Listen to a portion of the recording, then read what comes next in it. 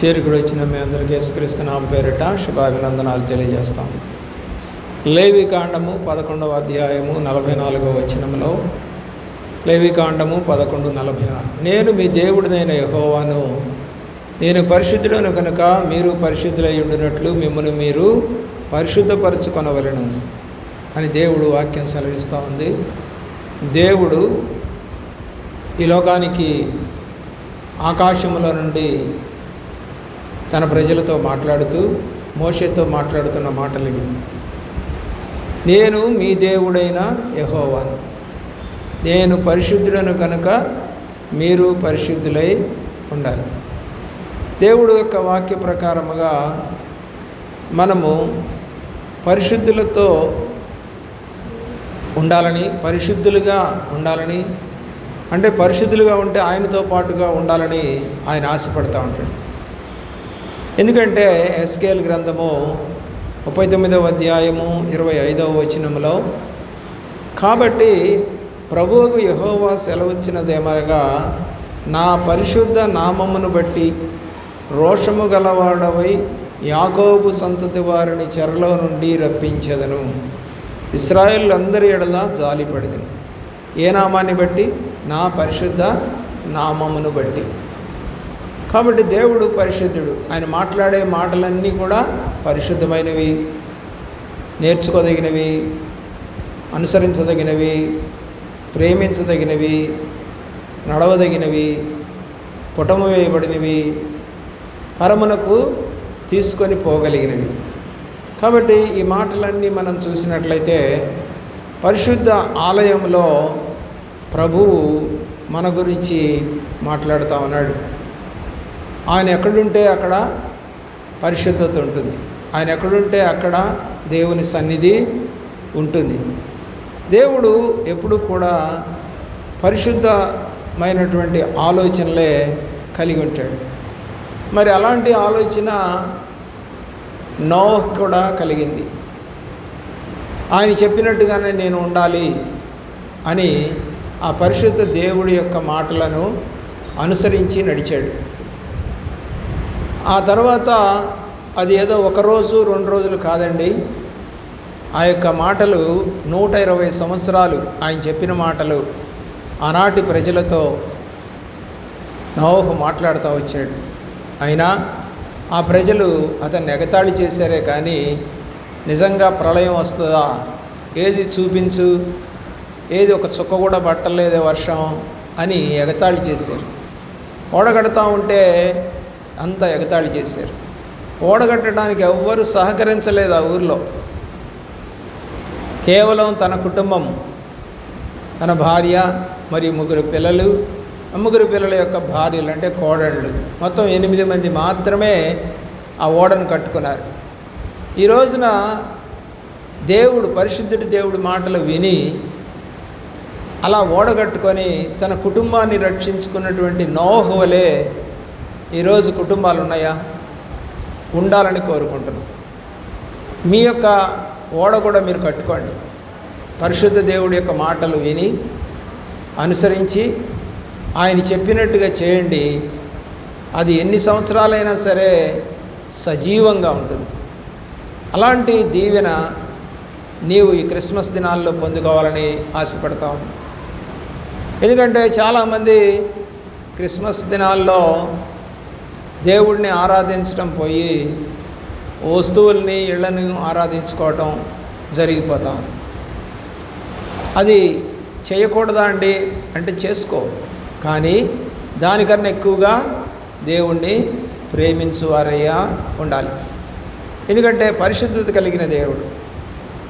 మరి అలాగే యోసేపు పరిశుద్ధంగా జీవించాడు, పాపం అనేది లేకుండా జీవించాడు. యవ్వన కాలంలో మరి ఏ విధమైనటువంటి అవకాశం వచ్చినా ఆ అవకాశాన్ని కాదని, నేను దేవుడికి వ్యతిరేకంగా ఈ పని చేయలేను అని చెప్పాడు.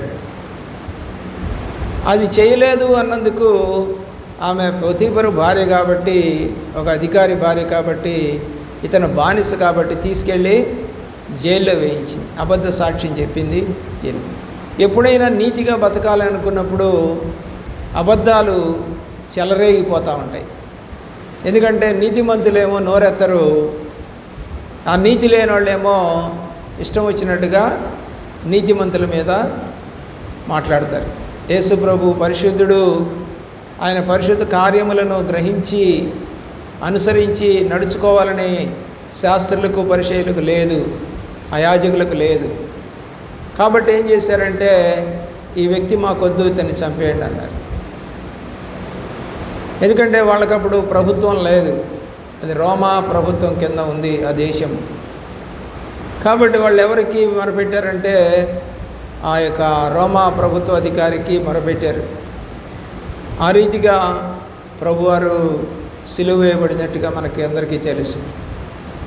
మంచితనం చేసిన వారికి, పరిశుద్ధంగా జీవించే వాళ్ళకి ఈ లోకంలో మరి ఆదరణ అనేది లేదు.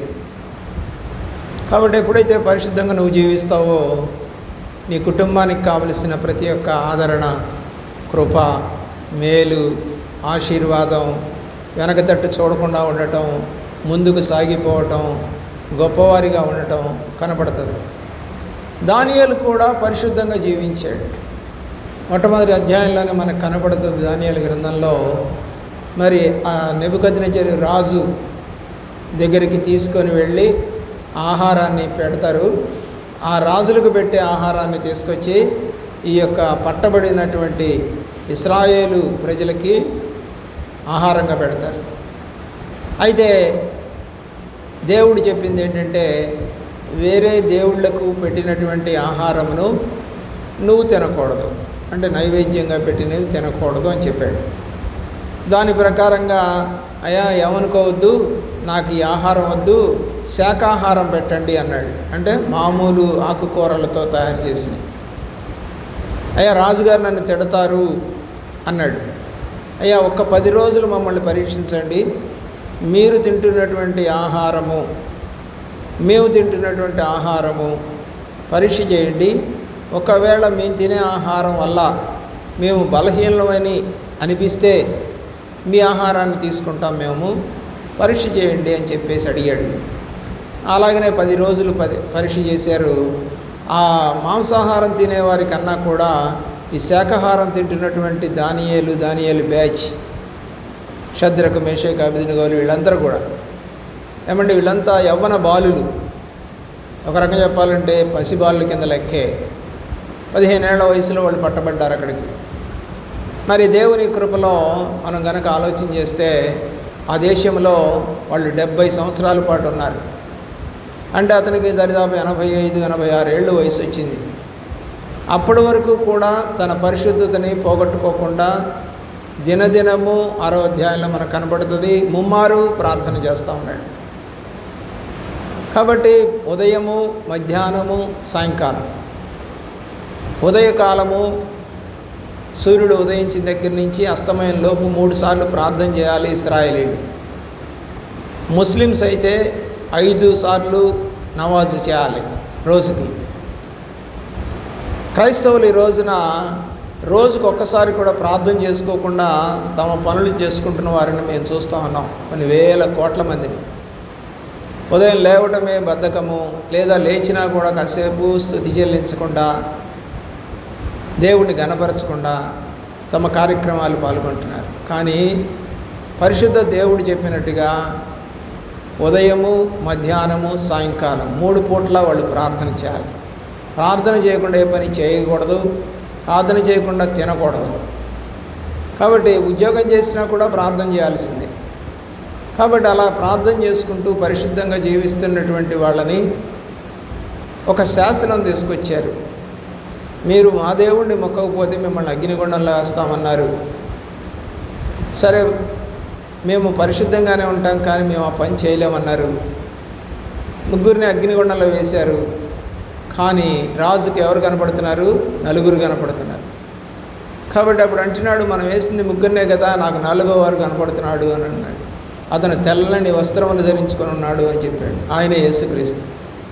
వాళ్ళు ఏం చెప్పారంటే, మా దేవుడు రక్షించినను రక్షించకపోయినను మేము నువ్వు చెప్పిన పని మాత్రం చేయం. అంటే పరిశుద్ధంగా ఉన్నారు వాళ్ళు. అలాగా మనం కూడా దేవుడిని ఘనపరిచే వారిగా ఉన్నట్లయితే పరిశుద్ధంగా జీవించాలి. ఆయన అడుగుతున్నాడు కదా చదివిన వాక్య భాగంలో, నేను పరిశుద్ధుడను మీరు పరిశుద్ధులై ఉండు. కాబట్టి పరిశుద్ధత అంత అవసరమైనది. ఈరోజు నీ జీవితంలో అలాంటి పరిశుద్ధత పొందుకోవాలని ఆశపడాలి. ఎందుకంటే నువ్వు ఆరాధిస్తున్నది పరిశుద్ధ దేవుడను, నువ్వు ప్రేమిస్తున్నది పరిశుద్ధ దేవుడను, నువ్వు వింటున్నది పరిశుద్ధమైన వాక్యములు, నువ్వు చదువుతున్న గ్రంథం పేరే పరిశుద్ధ గ్రంథము.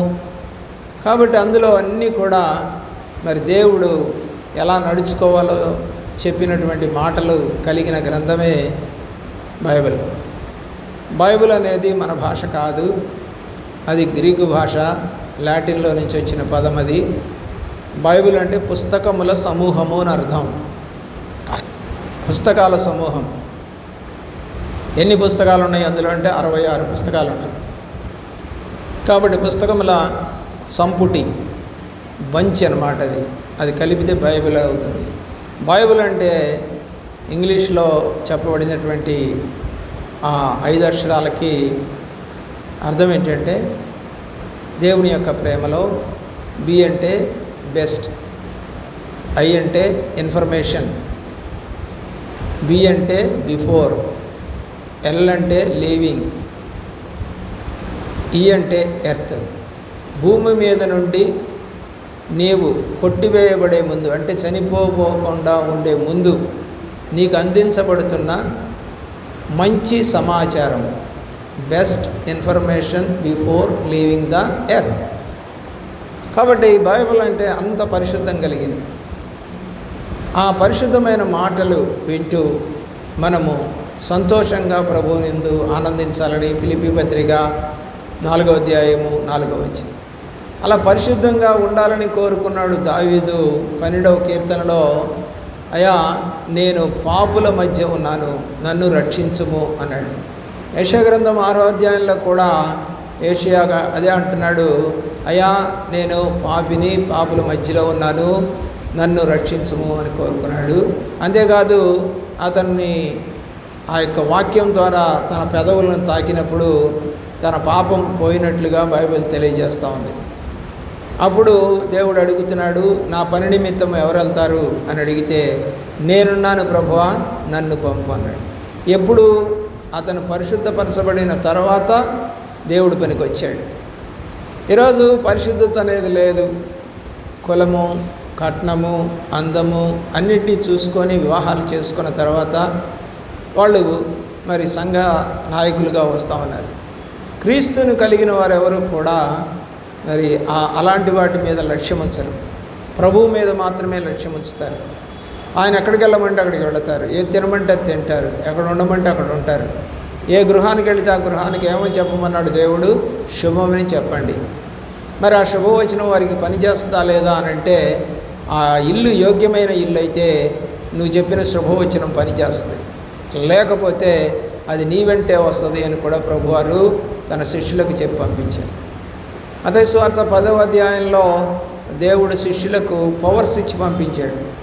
రోగుల మీద చేయించినప్పుడు బాగుపడతారని, దయ్యములు వెళ్ళగొడతారని దేవుడు వాక్యం ద్వారా వారు నూనె రాచి ప్రార్థన చేయమని, నశించినటువంటి నా ప్రజల వద్దకే ముందుగా వెళ్ళండి అని ఇలాగా దేవుడు తన శిష్యులను మొదట నడిపించాడు.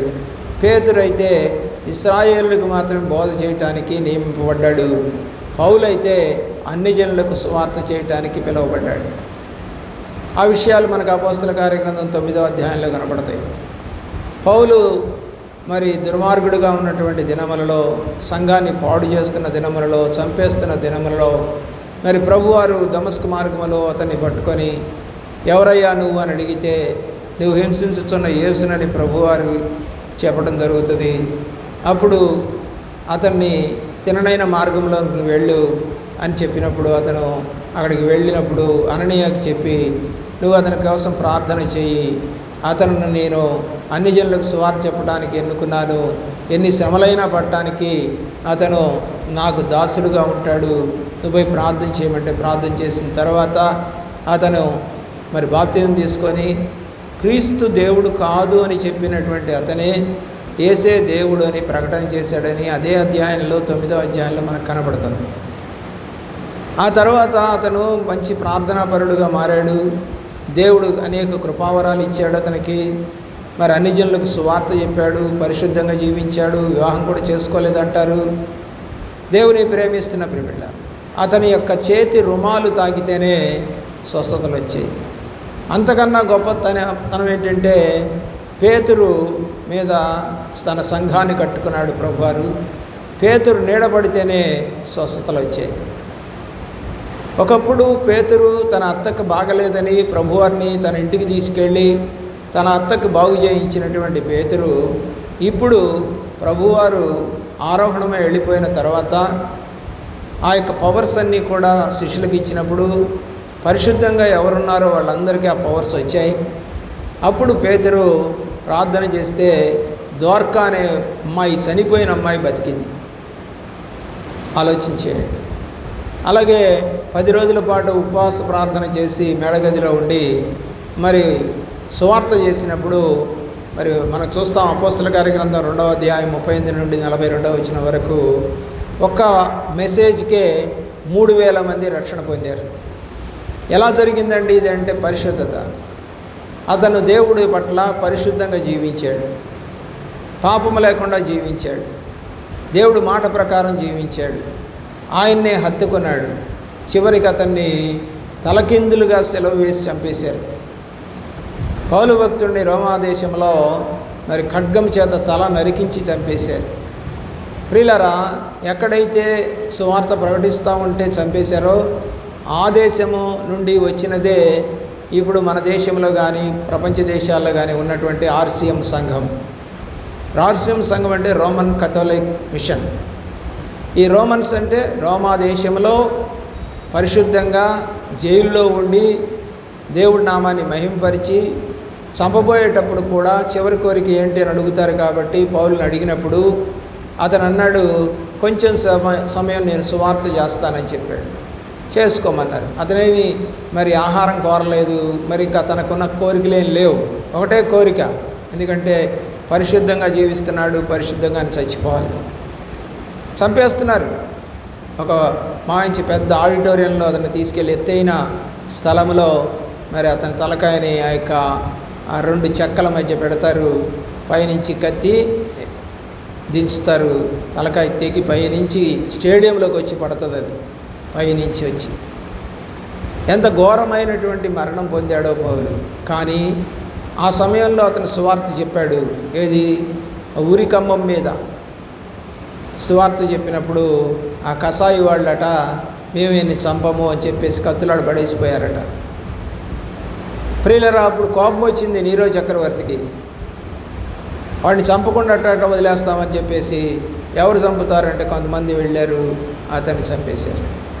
అంటే చనిపోతూ కూడా దేవుని పరిశుద్ధతను కాపాడి మరి ఒక కొంతమంది మనుషులను రక్షించినటువంటి వాడు పౌలు.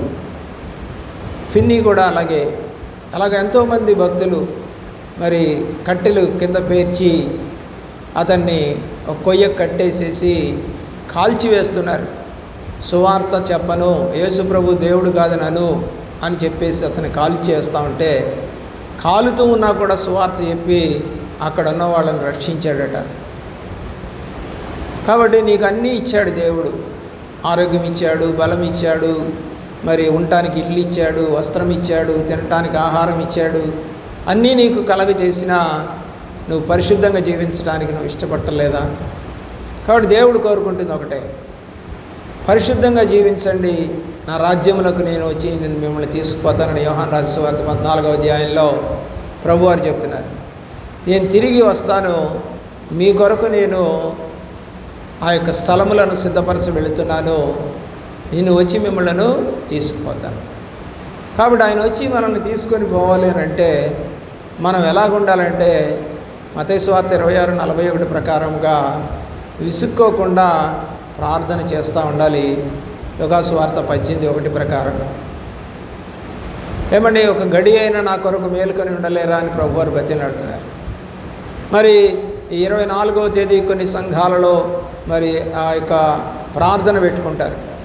ఎందుకంటే యేసు ప్రభు దూతలు గొల్లలకు సువార్తమానం చెప్పింది అర్ధరాత్రి కాబట్టి గొల్లలు వెళ్ళి యేసు ప్రభువుని చూసింది అర్ధరాత్రి కాబట్టి మనం 24వ తేదీ అర్ధరాత్రి రాత్రికాలం 9 గంటల నుంచి కనిపెట్టుకొని మరి ఆ యొక్క రాత్రంతా ప్రభువులు గడిపి ప్రార్థన చేసుకొని వాళ్ళు గొల్లలు దేవుడిని చూశారు. ప్రభువా, మాకు కూడా కనపడయ్యా, మాతో మాట్లాడయ్యా అని చెప్పి వాళ్ళు తమ హృదయములను కుమ్మరించుకుంటుంటారు కొన్ని సంఘాలలో. కొంతమంది అలా కాకుండా 25వ తేదీనే ఆ క్రిస్మస్ అని చెప్పేసి చర్చికి వెళ్ళి ఇళ్ళకి వెళ్ళిపోతూ ఉంటారు. అయితే వాళ్ళంతా రాత్రి అంతా కనిపెట్టిన తర్వాత ఉదయకాలం దేవుణ్ణి ఆరాధించి అప్పుడు ఇళ్ళకి వెళతారు. మన పెదకొండూరు గ్రామంలో కూడా అలాగే జరుగుతుంది. 24 రాత్రి అంతా ఉంటారు, మరి 25 ఉదయకాలము మరి ప్రభాత సువార్త చెప్పి ముగిస్తారు. 7 గంటలకల్లే వాళ్ళు ఇళ్ళకి వెళ్ళిపోతారు. రాత్రి అంతా గడిపారు కాబట్టి ఇళ్ళకి వెళ్ళి వాళ్ళ యొక్క పండగను చేసుకుంటారు.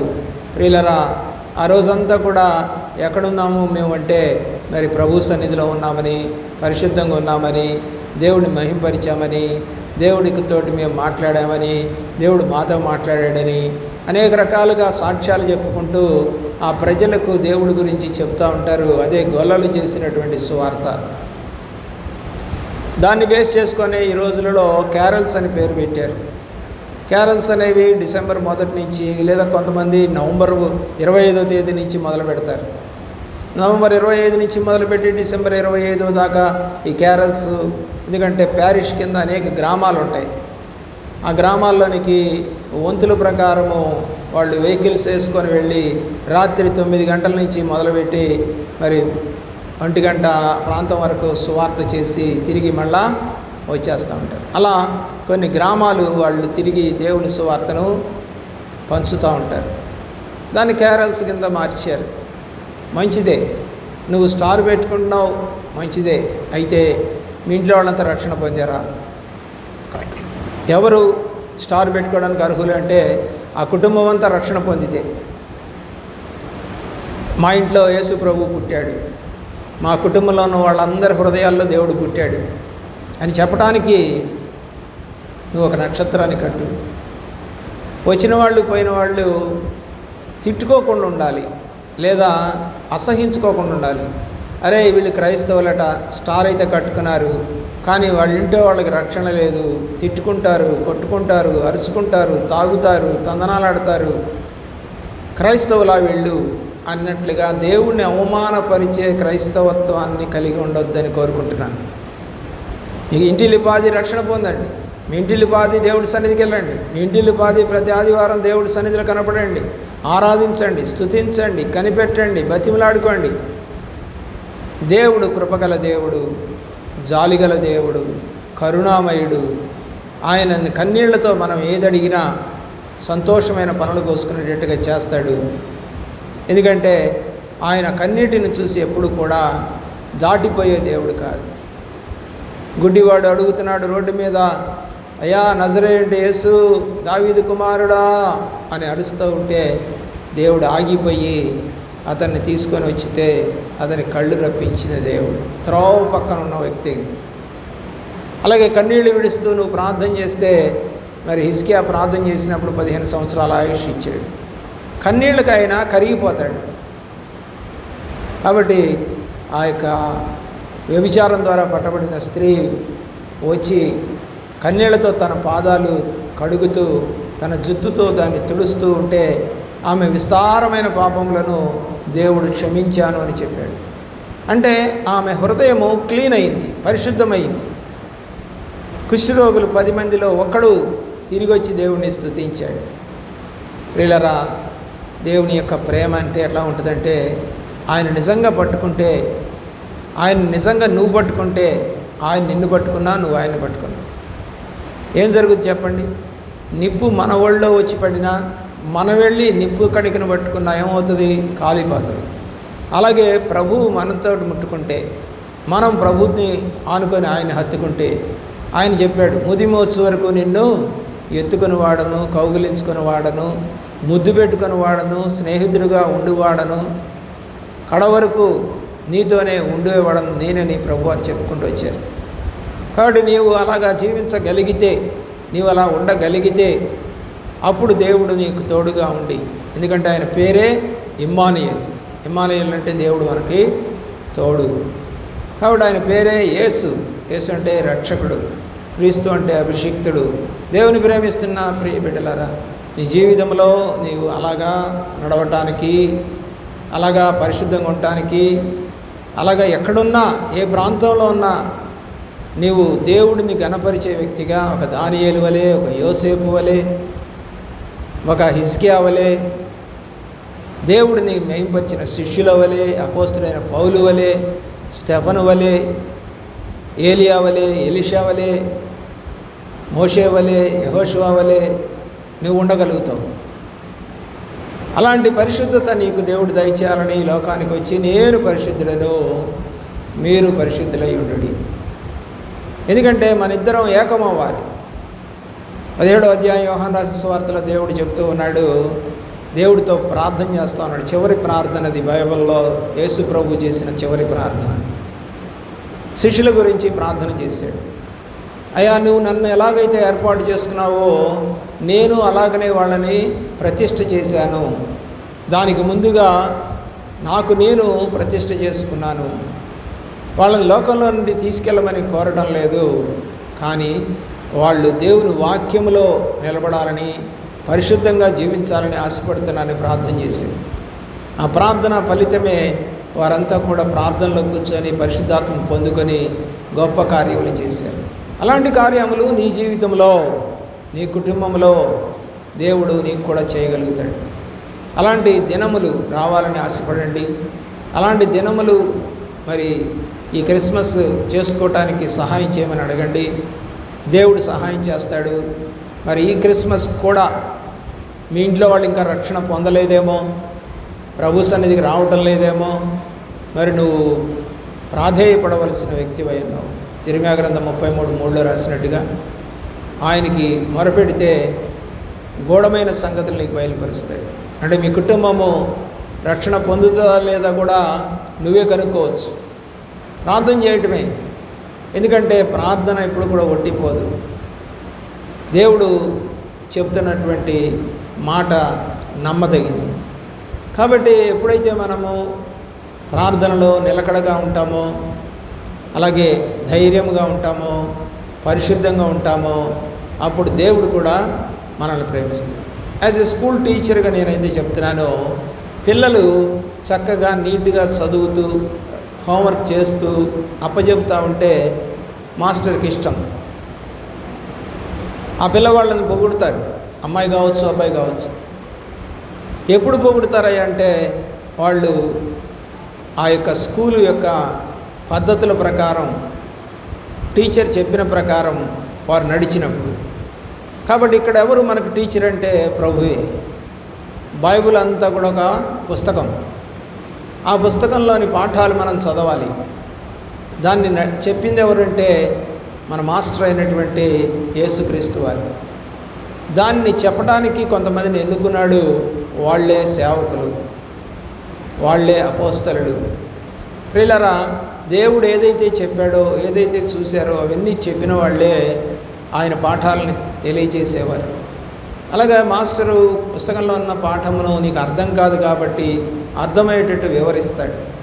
కాబట్టి ఆ వివరణ నువ్వు తెలుసుకొని జ్ఞానంగా ఎదగాలి, ప్రేమలో ఎదగాలి.